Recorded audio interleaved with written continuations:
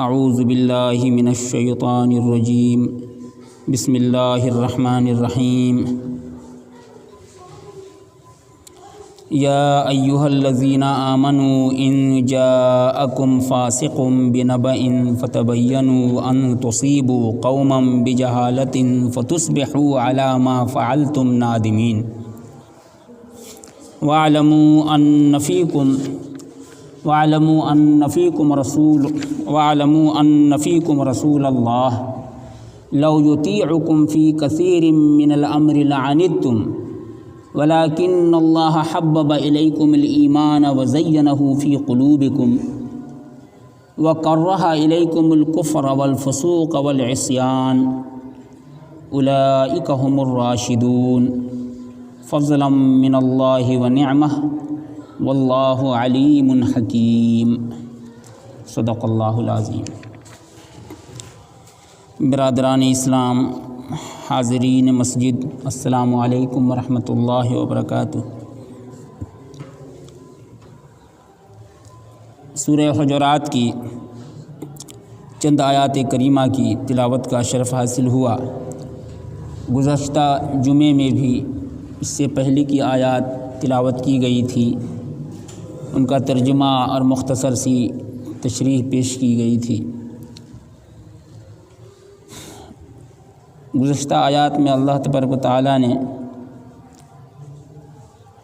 آداب زندگی کے عنوان سے ایک مومن اور ایک مسلمان کی زندگی کے آداب کیا ہیں، اخلاق و عادات کیا ہیں، اس سے متعلق ہمیں تلقین فرمائی، خصوصاً نبی پاک صلی اللہ علیہ وآلہ وسلم کی ذات اقدس سے متعلق، کہ نبی پاک صلی اللہ علیہ وآلہ وسلم کی ذات اقدس سے متعلق ہمیں کس طرح کا اخلاق، کس طرح کا ادب، کس طرح کا برتاؤ کرنا چاہیے۔ میں نے عرض کیا تھا کہ اللہ کی ذات سب سے بڑی ہے اور بندے کے اوپر دو طرح کے حقوق اللہ نے نافذ فرمائے ہیں، حقوق اللہ اور حقوق العباد۔ تو حقوق اللہ میں یہی ہے کہ اللہ کا جو حق ہے اس کو ہم پورا کریں۔ اللہ کا حق یہی ہے کہ ہماری پوری زندگی اللہ کی بندگی کا مظہر ہو، نمونہ ہو، ہماری پوری زندگی سے ظاہر ہو کہ ہماری زندگی اللہ کی بندگی میں لگی ہوئی ہے۔ یہی اللہ کا حق ہے، اور اس میں ساری چیزیں آ جاتی ہیں، عقائد بھی آ جاتے ہیں، عبادات بھی آ جاتے ہیں، اللہ کے بندوں کے ساتھ معاملات بھی آ جاتے ہیں، اخلاقیات بھی آ جاتے ہیں۔ یعنی زندگی کے تمام شعبے میں ہم ایک بندہ بن کر ثابت کریں، اور زندگی کے تمام شعبوں میں یہ ساری چیزیں ہیں، تو یہی بندگی اللہ کا حق ہے ہمارے اوپر، کہ اللہ ہمارا معبود ہے اور اس کا ہم بندہ، عبد بن کر کے ہم دکھائیں، یہ حق ہے اللہ کا۔ تو اس اعتبار سے تو دیکھا جائے تو زندگی کی ساری چیزیں ہی اللہ ہی کا حق ہے ہمارے اوپر۔ نبی صلی اللہ علیہ وآلہ وسلم کے ساتھ ہم کیا برتاؤ کرتے ہیں، کیا ادب اختیار کرتے ہیں، یہ تو نبی صلی اللہ علیہ وآلہ وسلم کا حق ہے ہی، ساتھ ہی ساتھ یہ اللہ کا بھی حق ہے کہ ہم اللہ کے رسول صلی اللہ علیہ وآلہ وسلم کے ساتھ کیا برتاؤ کرتے ہیں، اللہ کے بندوں کے ساتھ کیا برتاؤ کرتے ہیں، اپنے گھر بار کے لوگوں جو اللہ کی مخلوق ہیں سب کے سب، ان کے ساتھ ہم کیا برتاؤ کرتے ہیں۔ تو اس اعتبار سے اس گہرائی میں جب ہم دیکھیں گے تو ہماری بندگی میں جو کچھ بھی لازم ہوتا ہے، یہ سارا کا سارا حق تو اللہ ہی کا ہے۔ چنانچہ اللہ نے بہت ہی مختصر طور پر، جامع طور پر ایک اشارے میں اس کو فرما دیا، یا ایھا الذین آمنوا لا تقدموا بین یدی اللہ ورسولہ،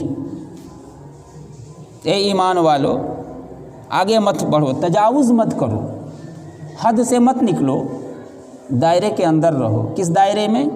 اللہ اور رسول کے حکم کے دائرے میں رہو۔ اللہ اور رسول صلی اللہ علیہ وآلہ وسلم سے آگے مت بڑھو، آگے بڑھ کر بات مت کرو۔ یعنی اس میں سب سے پہلے اللہ ہی کا ذکر ہے، پھر رسول صلی اللہ علیہ وسلم کا، یعنی اللہ کا حق پہچانو اور رسول صلی اللہ علیہ وآلہ وسلم کا حق پہچانو۔ یعنی اللہ سے آگے بڑھ کر بات مت کرو، کیا مطلب ہوا؟ یعنی اللہ کی جو کتاب ہے، جو قرآن پاک ہے، یہ اللہ کا کلام ہے، اس کے آگے اپنی ساری سوچ، ساری فکر، ساری گفتگو، سارا ارادہ، سارا مشورہ، ساری رائے، ساری عقلیت، سب کو الگ کر دو، ہٹا دو۔ جب قرآن کی بات آ جائے کہ قرآن میں اللہ نے یہ فرما دیا ہے، بس اب وہاں ہم کو اپنے عقل میں ہمارے کیا آ رہی ہے، فلاں کتاب میں کیا لکھا ہے اور ہمارے فلاں کیا کہتے ہیں، اس کی کوئی ضرورت نہیں۔ اللہ کی بات کے آگے اپنی بات کو آگے مت بڑھاؤ۔ تو یہ ادب ہو گیا، اللہ کا ادب ہمیں ایسے کرنا ہے، اللہ کی کتاب کا ادب ایسے کرنا ہے۔ یا ایھا الذین آمنوا لا تقدموا بین یدی اللہ ورسولہ، اور رسول صلی اللہ علیہ وآلہ وسلم کی بھی بات کے آگے اپنی بات کو اونچا مت کرو۔ سنت میں جو بات فرما دی گئی، حدیث شریف میں جو فرما دیا گیا، اب وہاں اس کے آگے کوئی بات نہیں۔ امام ابو حنیفہ رحمۃ اللہ علیہ کا فرمان ہے کہ میرے لکھے ہوئے جو مسائل ہیں، میرے استنباط کیے ہوئے جو مسائل ہیں، اگر یہ قرآن اور حدیث کے مطابق ہیں تو ان پر عمل کرو، اور جہاں کہیں تم دیکھو کہ ہم نے کوئی مسئلہ لکھا ہے اور وہ مسئلہ قرآن اور حدیث کے خلاف ہو گیا ہے، اور کوئی صحیح حدیث تم کو مل جاتی ہے اس سلسلے میں، ہم نے ایک مسئلہ بیان کیا ہے اور اس بارے میں تمہیں کوئی صحیح حدیث مل جاتی ہے کہ واقعی وہ نبی پاک صلی اللہ علیہ وآلہ وسلم کی حدیث ہے، تو پھر وہاں میری بات کو چھوڑ دو، میرے مسئلے کو چھوڑ دو، میں نے کیا لکھا ہے اس کو چھوڑ دو، اور اللہ کے رسول صلی اللہ علیہ وآلہ وسلم کی بات کو اختیار کر لو۔ اس میں کئی باتیں ہیں۔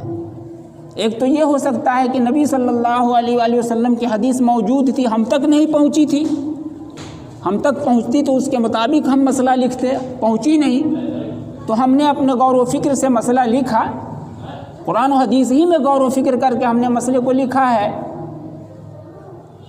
اور تم کو وہ حدیث پہنچ گئی تو اب مسئلے کو چھوڑو، حدیث کو اختیار کرو۔ ایک تو یہ بات ہوگی۔ دوسری بات یہ ہو گئی کہ میں نے تو اپنے چھان بین سے، اپنے غور و فکر سے وہ حدیث پہنچی بھی ہم تک، اس میں ہم نے غور بھی کیا اور ایک مسئلے کا ہم نے استنباط کیا، سب کو پیش نظر رکھتے ہوئے ہم نے گہرائی میں جا کر ایک مسئلہ لکھا،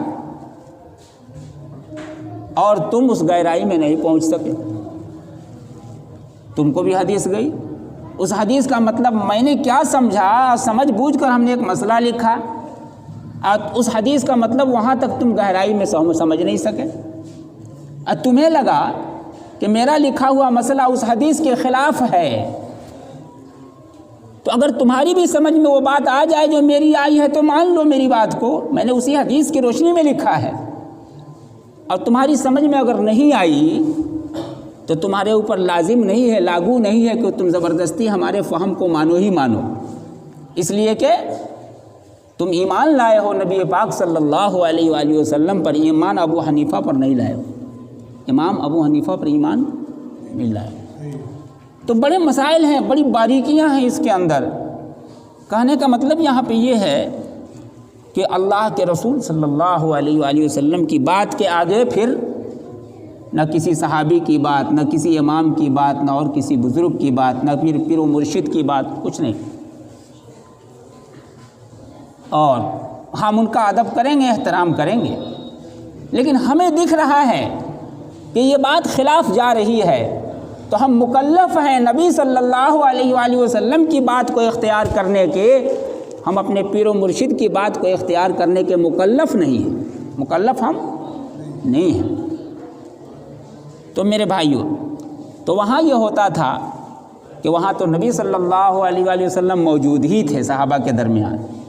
اب اسی میں جو ہر وقت آپ کی تربیت میں لوگ رہتے تھے ان کی تربیت ہوئی تھی، وہ مؤدب تھے، مہذب تھے پوری طرح سے.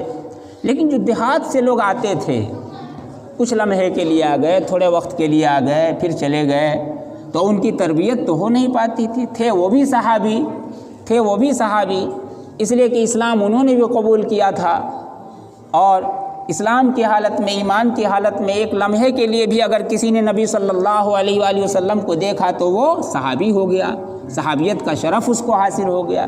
اور اتنا بڑا یہ مرتبہ ہے کہ سب سے بڑے ولی کو بھی وہ مرتبہ حاصل نہیں ہوگا جو اس دیہات کے رہنے والے ایک صحابی کو حاصل ہو گیا، جنہوں نے چند لمحے کے لیے صرف زیارت کی. تو وہ آتے تھے وہاں سے، تو ان کی تربیت تو ویسی ہوئی نہیں تھی. ویسے بھی دیہات کے لوگوں کی زبان کچھ اکھڑ ہوتی ہے، کچھ ان کا انداز ہی نرالا ہوتا ہے. ایک پڑھا لکھا سمجھدار، ایک مؤدب گھرانے کا آدمی جس طرح کی گفتگو، جس طرح کا معاملہ، جس طرح کا کھان پان، اب دیہات میں ہم چاہیں گے کہ جو نا، تو ویسا نہیں ہوتا ہے. چنانچہ وہ آتے تھے اور آ کر کے کہتے ہیں محمد صلی اللہ علیہ وآلہ وسلم، یہ جو مال جو ہے نا اللہ نے آپ کو دیا، اس میں سے ہم کو بھی دیجئے، ہم کو ضرورت ہے، دیجئے ہم کو.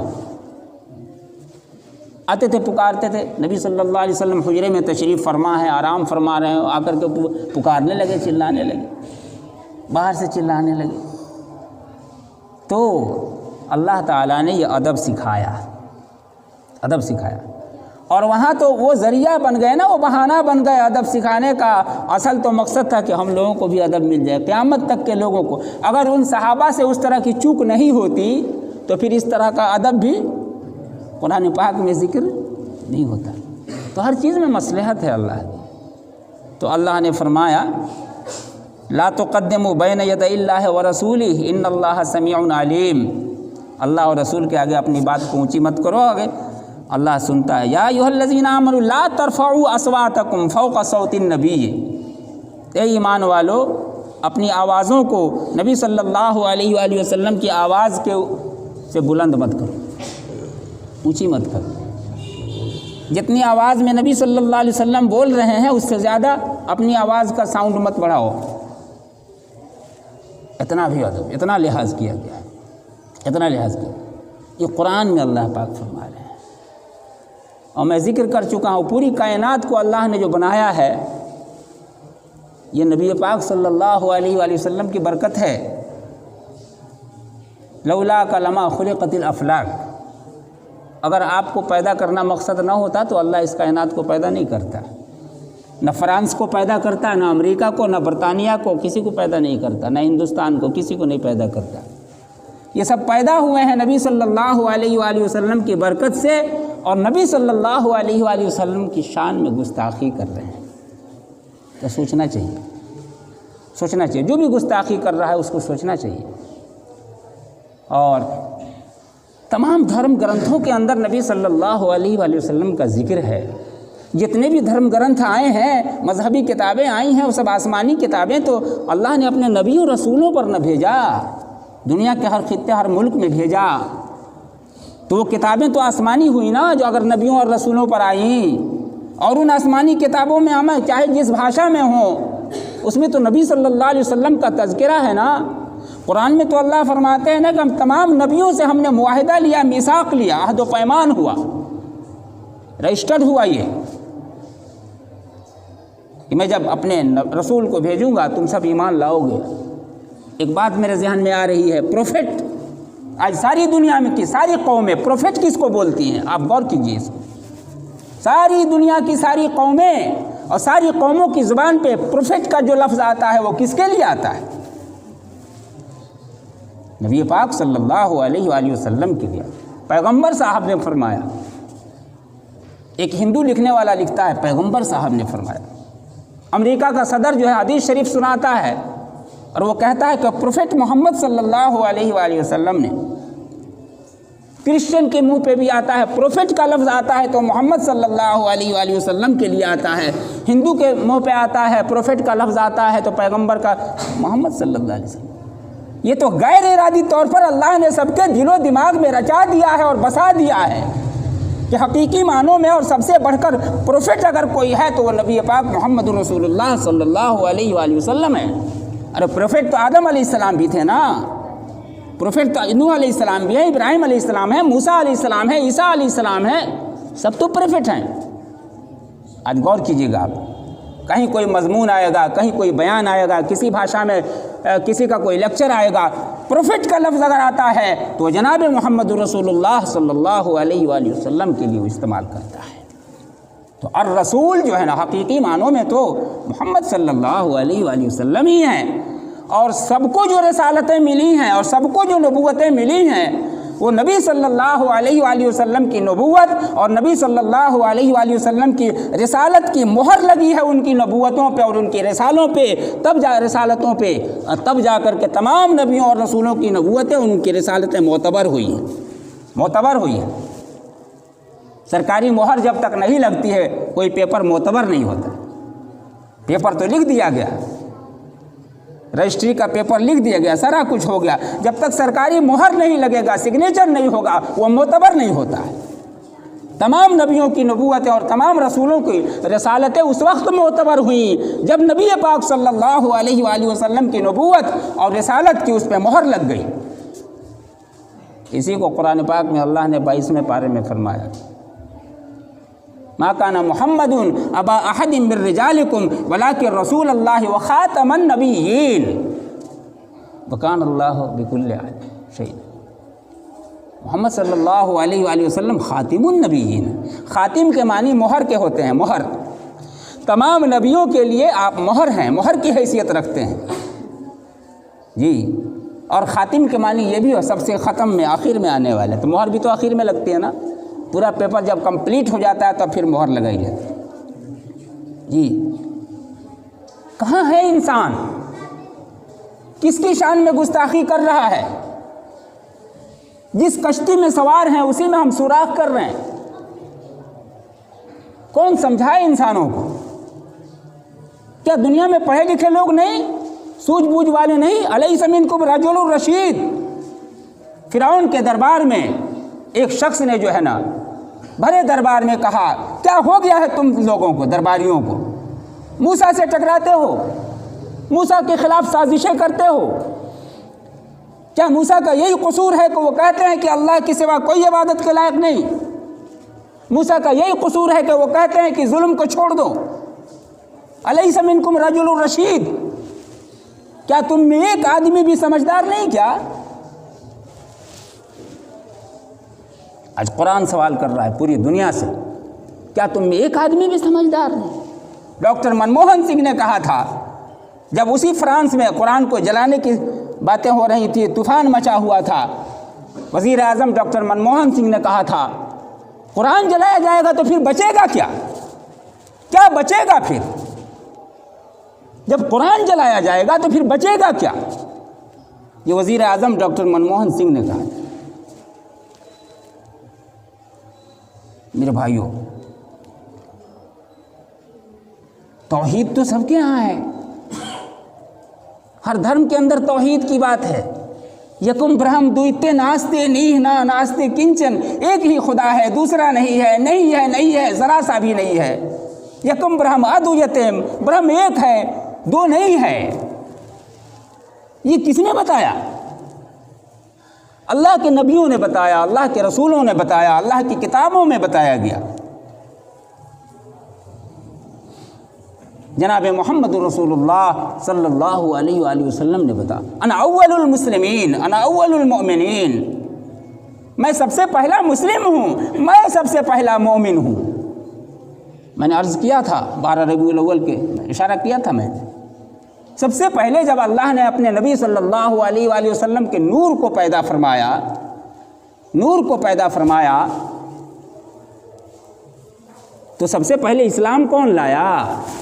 پہلی مخلوق تو آپ صلی اللہ علیہ وآلہ وسلم کا نور ہے، نور احمدی۔ تو پہلا مسلمان کون ہے؟ پہلا مومن کون ہے؟ پہلا عابد کون ہے؟ نور کو پیدا کر دیا اور نور نے عبادت نہیں کیا کیا؟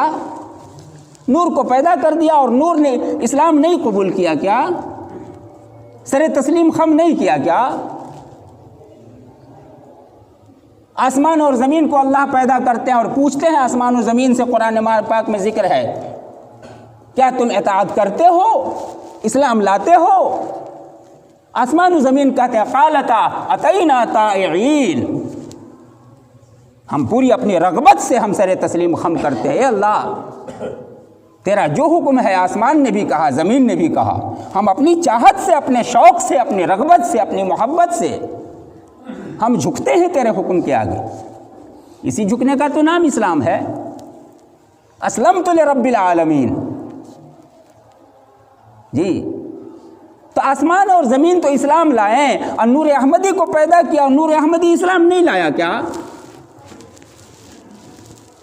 سب سے پہلا مسلم نور احمدی صلی اللہ علیہ وآلہ وسلم، سب سے پہلا مومن نور احمدی صلی اللہ علیہ وآلہ وسلم، سب سے پہلا عابد عبادت کرنے والا نور احمدی صلی اللہ علیہ وآلہ وسلم۔ حضور پاک صلی اللہ علیہ وآلہ وسلم کی شان میں یہ گفتگو یہاں تک ادھر آ گئی، میں اس کو ذکر کر دوں آپ سے، پھر التفات دل دوستاں رہے نہ رہے۔ انیس جمع ہے احباب درد دل کہہ لے، انیس جمع ہے احباب درد دل کہہ لے، پھر التفات دل دوستاں رہے نہ رہے۔ ایک حدیث میں آتا ہے اللہ نے جبریل علیہ السلام سے، نبی صلی اللہ علیہ وآلہ وسلم نے جبریل امین سے پوچھا، اے جبریل تیری عمر کتنی ہے؟ جبریل نے کہا یا رسول اللہ بہت ہے، بہت ہے۔ تو کتنی ہے؟ یہ تو پتہ نہیں کتنی ہے، لیکن ایک انداز بتاتا ہوں۔ ایک ستارہ جو ہے نا، چوتھے حجاب میں ایک ستارہ نمودار ہوتا تھا، اور وہ 70,000 سال کے بعد وہ ستارہ ایک مرتبہ نمودار ہوتا تھا، اور اس ستارے کو میں نے 72,000 مرتبہ دیکھا ہے۔ چوتھے حجاب میں ایک ستارہ نمودار ہوتا تھا، اس ستارے کو، وہ ستارہ 70,000 سال پر ایک مرتبہ دکھتا تھا، اور اس کو میں نے 72,000 مرتبہ دیکھا ہے۔ تو اس سے آپ اندازہ کر سکتے ہیں کہ میری عمر کتنی ہو سکتی۔ تو نبی صلی اللہ علیہ وآلہ وسلم نے پوچھا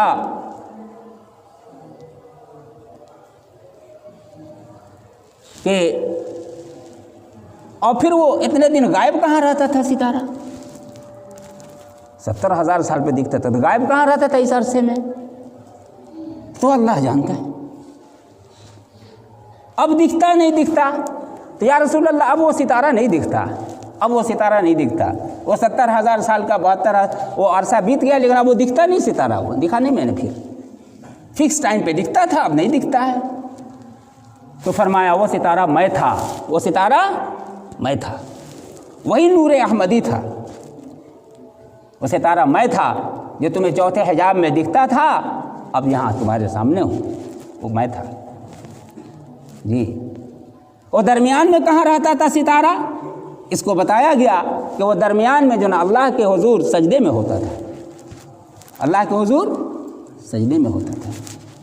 ستارہ اور پیشانی، ستارہ اور پیشانی کا جوڑ ہے، قسمت کا ستارہ یوں طیبہ میں چمکتا ہے، قسمت کا ستارہ۔ ارے ہاتھ کا ستارہ کیوں نہیں بولتے ہیں، سینے کا ستارہ کیوں نہیں بولتے ہیں؟ قسمت کا ستارہ، معلوم جو ہے ستارہ اور پیشانی سے جوڑ ہے۔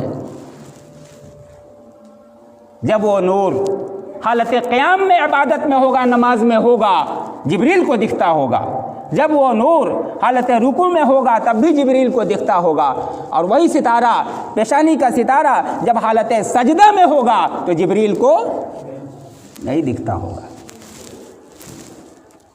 ستارہ ہے نا سجدے میں نا، اصل تو یہاں ہے، جبریل کو نہیں دکھتا ہوگا۔ میں تشریح اور تفسیر نہیں کر رہا ہوں، لیکن میرے دل میں ایک بات آئی، ایک بندے نے جب سورہ والنجم پڑھا، عجیب و غریب انداز میں میرے دل میں ایک بات آئی، میں تو تڑپ کے رہ گیا، تھڑک کے رہ گیا، یا اللہ یہ کیا ہے، اس کا راز کیا ہے، اس کا بھید کیا ہے؟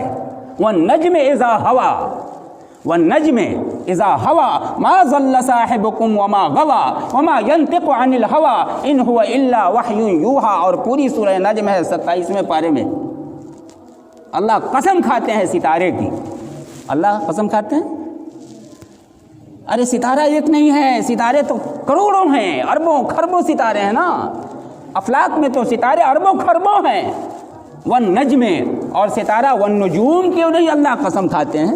اللہ نے چاند کی قسم کھائی ہے، سورج کی قسم کھائی ہے نا، کسی چیز کو بیان کرنے کے لیے کسی بڑی بات چیز کی قسم کھا کے بیان کی جاتی ہے۔ تو اللہ جب ستارے کی قسم کھا رہے ہیں تو سورج تو ایک دکھتا ہے تو ایک والشمس کہہ دیا، چاند بھی ایک دکھتا ہے والقمر کہہ دیا، ستارے تو بہت سارے دکھتے ہیں نا، تو والنجوم کہنا چاہیے نا۔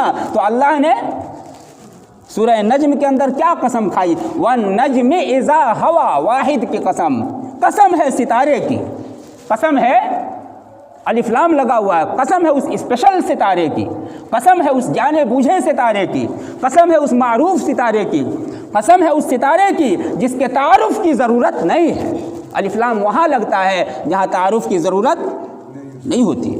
عربی گرامر کے اندر جو ہے نا، کوئی کمپنی اگر لگاتا ہے الف لام لگا کر کے، الراشد کمپنی، الراشد، ہے نا، الحجاب، کچھ بھی بہت جو معروف ہو اس کے تعارف کی ضرورت نہیں ہے، وہاں الف لام لگاتے ہیں عربی زبان میں۔ والنجم اذا ہوا، یہ نہیں کہا کہ ایک ستارے کی، کسی ستارے کی قسم کھاتا ہوں، نہیں، قسم ہے ستارے کی۔ ارے کون سا ستارہ؟ پوچھنا سوال ہوتا ہے نا، ثریا ستارہ یا قطب ستارہ یا کون سا ستارہ؟ اللہ نام کیوں نہیں رکھتے؟ کہ نہیں، اس کا نام رکھنے کی ضرورت ہی نہیں ہے، اس ستارے کو کون نہیں جانتا ہے؟ وہی تو ستارہ جناب محمد رسول اللہ صلی اللہ علیہ وآلہ وسلم ہے۔ والنجم اذا ہوا، قسم ہے اس ستارے کی جب وہ مائل ہوتا ہے، اذا ہوا۔